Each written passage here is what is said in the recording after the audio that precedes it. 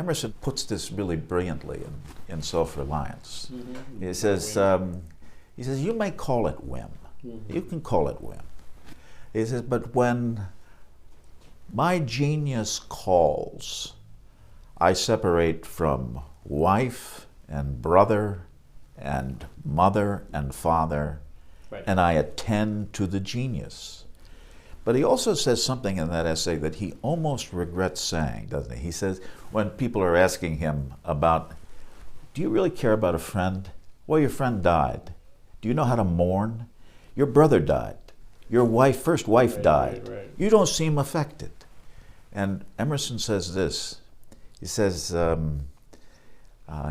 would happily sacrifice sons and lovers if they took me one step further, deeper into the truth of nature. But then he writes experience. Ellen's dead. His first son is dead. And it's almost as Edward if and in Charles, experience, right. he's saying, I don't want to have said that. It's almost as if experience is a refusal of the oath I've taken. He's saying it as if to fate.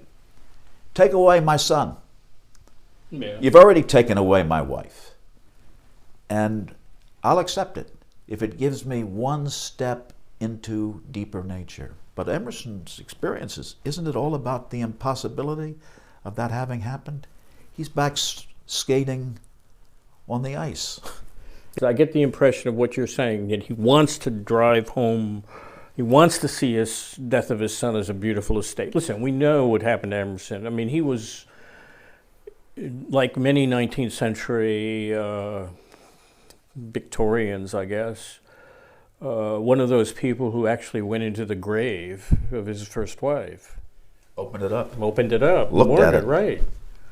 So we're not talking about somebody who was totally unPoe-like. You know, if he's maybe that's one of his resistances to Poe. I don't know. I think that's a good point, though. I really do. Yeah. He couldn't believe in the ghosts because he had to spiritualize them. That's right. But he was the most haunted. Right. He was very haunted. But the thing about him is he makes what that essay does for me, and this is again, it's emblematic quality as an American Renaissance document, is that it brings out the idea that somehow you can find that middle ground which will revolt against the reduction that you are starting to impose on yourself.